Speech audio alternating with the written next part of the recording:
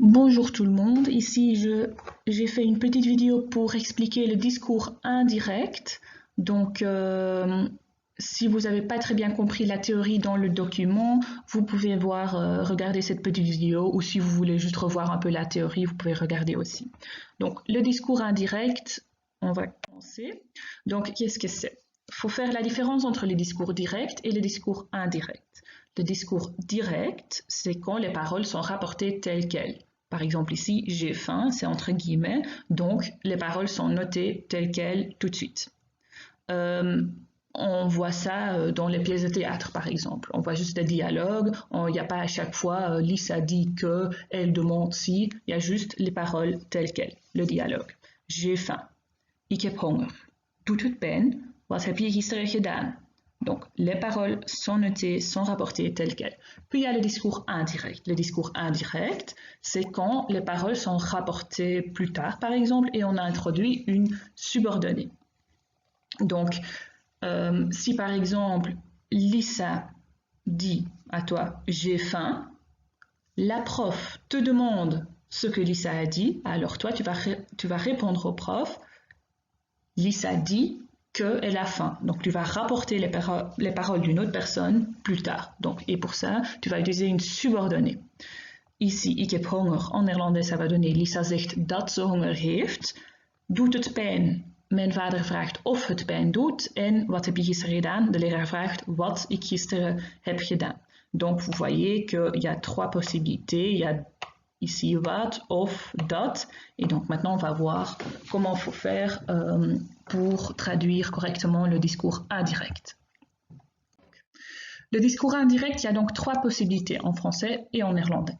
Donc la première possibilité, c'est la phrase affirmative. Donc ici, on voit Lisa qui dit « j'ai faim ». Au discours indirect, en français, ça va donner Lisa dit qu'elle a faim. Lisa dit qu'elle a faim.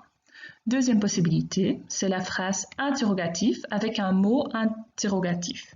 Donc ici, on voit la maman de Lisa qui se demande pourquoi a-t-elle toujours faim? Vous voyez que c'est une phrase interrogative et que c'est précédé par un mot interrogatif. Pourquoi? Ici, c'est pourquoi, mais ça peut être aussi quoi ou qui ou quand. Donc, tout ça sont des mots interrogatifs qui précèdent la phrase directe. En discours indirect, ça va donner sa mère se demande pourquoi elle a toujours faim. Donc, le pourquoi ici est repris dans le discours indirect. Troisième possibilité, c'est la phrase interrogative sans mot interrogatif. Donc ici, on voit le père qui se demande « A-t-elle vraiment faim ?» Donc, au discours indirect, ça va donner « Son père se demande si elle a vraiment faim ». Donc, vous voyez la différence que ici c'est si et dans la phrase interrogative avec mot interrogatif, c'est le mot interrogatif qui précède la phrase. On va voir en néerlandais ce que ça donne. Donc ici c'est trois possibilités. Avant de commencer, c'est bien de se rappeler que le discours indirect est une subordonnée. Ça veut dire que le verbe va à la fin, comme dans toutes les subordonnées. La première possibilité, la phrase affirmative. Nous voyons de nouveau Lisa qui a faim et en français, elle dit qu'elle a faim. En néerlandais, ça va donner ik heb honger en discours direct et au discours indirect, ça va devenir Lisa zegt dat ze honger heeft. Donc le que ici a été traduit par le dat et le verbe heeft va à la fin. Faites bien attention aussi que la personne ici dans ce cas change. Lisa dit, donc Lisa dit ik heb honger, j'ai faim, mais si tu racontes ces paroles à une autre personne, tu vas changer ce ik par ze. Elle dit qu'elle a faim. Cette personne ne change pas à chaque fois, donc il faut bien regarder le contexte. Dans ce contexte, le ik va changer en ze, mais parfois il n'y a rien qui change. Donc, pour résumer, le que se traduit par date plus rejet du verbe à la fin, et les mots qui peuvent précéder une phrase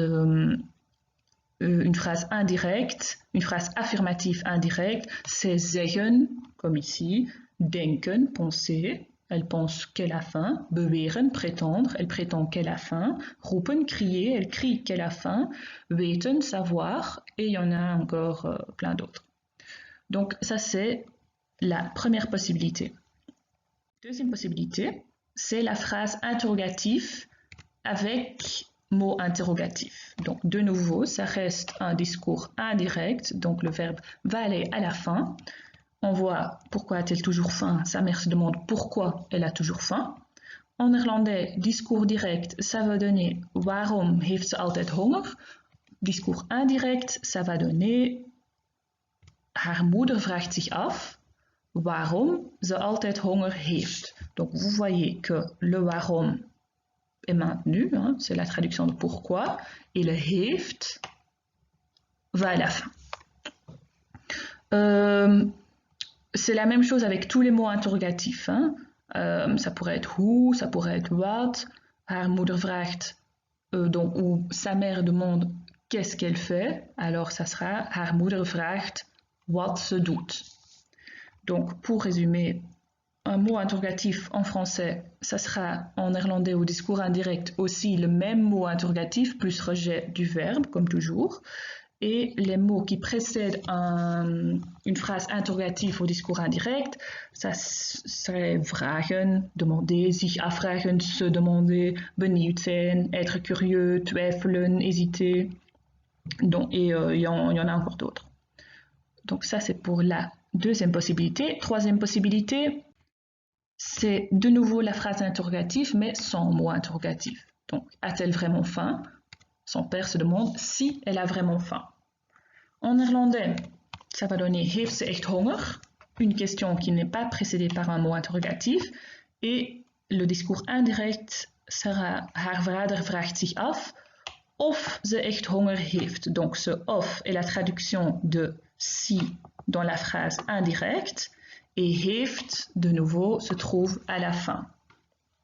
Donc ici, il faut bien faire attention et se dire que of a différentes traductions. Ici, ça se traduit par si dans le discours indirect. Il se demande si est la fin, mais dans une autre phrase, of peut avoir son autre traduction.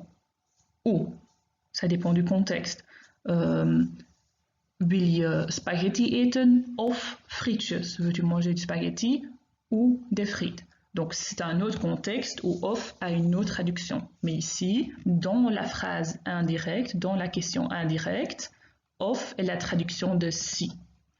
Donc pour résumer, si dans la phrase indirecte se traduit par of plus rejet. Et donc les mots qui peuvent précéder une phrase, une question indirecte restent les mêmes, vragen, zich afvragen, benieuwd zijn, twijfelen, etc. Puis, certains trucs auxquels il faut faire attention.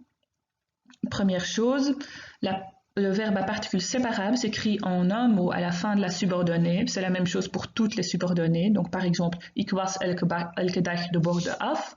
Ze zegt dat. Elle dit que, ze zegt dat, ze elke dag de borden af wast. Donc, tu vois que le verbe est à la fin et le verbe s'écrit en un mot. Puis, le verbe peut aussi se placer devant le complément propositionnel. Donc, s'il y a un complément qui commence avec une préposition, par exemple ici, voor de gezondheid, roken is schadelijk voor de gezondheid. Alors, en question indirecte ou en phrase indirecte, ça va donner iedereen weet, tout le monde sait que fumer nuit à la santé. Iedereen weet dat roken schadelijk is voor de gezondheid. Donc ici, on a choisi de mettre voor de gezondheid après le verbe.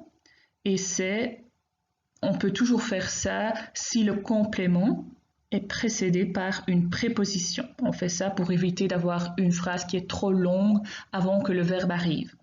Donc, tu as toujours le choix de mettre le voor de gezondheid avant le verbe, mais souvent on va le mettre derrière.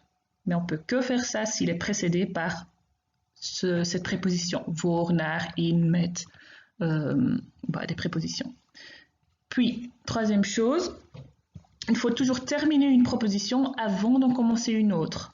Donc, chaque verbe se place à la fin de sa propre proposition. Ça veut dire que pas tous les verbes vont se trouver tout à la fin. Il faut bien voir. Donc, par exemple ici, ik studeer veel om voor school te slagen. Vous voyez qu'il y a en fait deux phrases ou deux propositions dans cette phrase. Ik studeer veel, j'étudie beaucoup, pour réussir l'école, om voor school te slagen. Donc après, dans une phrase subordonnée, ça va donner hij zegt, il dit, qu'il étudie beaucoup pour réussir pour l'école. Donc hij zegt dat hij veel studeert. Le studeert se met à la fin de la première proposition.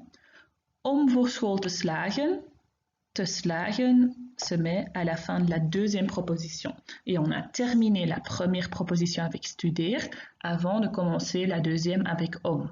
Sinon, ça devient très, très chaotique. Deuxième chose, waarom zeg je dat je problemen hebt? Donc, waarom zeg je, pourquoi tu dis, c'est la première proposition, que tu as des problèmes, dat je problemen hebt, deuxième proposition. Alors, elle demande pourquoi je dis que j'ai des problèmes, donc il y a deux fois ce que, donc ça veut dire qu'il y a deux propositions. Ze vraagt waarom ik zeg, tu termines la première proposition avec le zeg à la fin, et encore une fois, que j'ai des problèmes, deuxième proposition, dat ik problemen heb. Vous voyez ici, il y a une faute de grammaire, ça doit être waarom, dat ik problemen heb. Vous voyez aussi que la personne a changé, le sujet a changé. Ici c'est je et ici c'est ik. Pourquoi tu dis que tu as des problèmes? Donc elle me demande pourquoi j'ai des problèmes. Quatrième chose, le verbe se place devant le deuxième élément d'une comparaison. Donc quand on compare deux choses, il est plus grand que lui. Ici, Bruno is groter dan Jan, ou is Bruno groter dan Jan. Deuxième élément de la comparaison, c'est dan Jan. Hein, on compare Bruno avec Jan, donc Jan, dan Jan est la deuxième partie. Et il va se mettre derrière le verbe. Donc, ze vraagt zich af of Bruno groter is, le is pour terminer la proposition, et la deuxième partie de la comparaison se trouve derrière le verbe. Deuxième exemple, de leerlingen van nu zijn slimmer dan vroeger. Donc on compare les élèves de maintenant qui sont plus intelligents que les élèves de avant. Donc dan vroeger est la deuxième partie de la comparaison et va se mettre derrière le verbe. Donc hij beweert dat de leerlingen van nu slimmer zijn. Voilà, on termine avec le verbe et puis deuxième partie de la comparaison, dan vroeger à la fin. Voilà, et donc, pour voir si tout le monde a bien compris, j'ai l'impression que tu fumes beaucoup. La traduction de ça sera ik heb de indruk dat je, donc le que se traduit par dat je veel rookt. J'essaye de te convaincre que tu n'es pas sain parce que tu ne manges pas de fruits. J'espère que vous avez tous vu que en fait, il y a deux propositions, tu n'es pas sain et parce que tu ne manges pas de fruits. Donc, j'essaye de te convaincre, ik probeer je te overtuigen, que dat je niet gezond bent, on termine la première proposition et puis on commence la deuxième avec parce que, dat je niet gezond bent, omdat je geen fruit eet. Voilà. Troisième, il est curieux si quelqu'un est plus intelligent que Yann. Donc en fait, il est curieux de voir si quelqu'un est plus intelligent que Yann. Donc ce de voir, tu ne dois pas traduire, tu dois juste traduire il est curieux. Donc il est curieux, c'était hij is benieuwd. Si quelqu'un est plus intelligent que Yann, of, parce que si c'est of, iemand intelligenter is et que Jan est la deuxième partie de la comparaison, donc il va se trouver derrière le verbe. Hij is nieuwsgierig of iemand intelligenter, slimmer is dan Jan. Oui, hij is benieuwd ou hij is nieuwsgierig, ce sont des synonymes. Quatrième chose, tu prétends que tu grignotes beaucoup. Prétendre, c'est beweren. Donc, beweer je que dat je wil snoept. Il n'y a rien de spécial là-dedans. Et cinquième phrase, craindre c'est vrezen. Lisa craint qu'il est trop tard pour aller à vélo. Lisa vreest dat het te laat is. Qu'il est trop tard, première proposition, pour aller à vélo, deuxième proposition. Donc, Lisa vreest dat het te laat is om met de fiets te gaan. Si vous voulez encore vous entraîner, il y a 2 liens qui vont vers des exercices sur Quizlet. Et là, vous pouvez encore faire des exercices.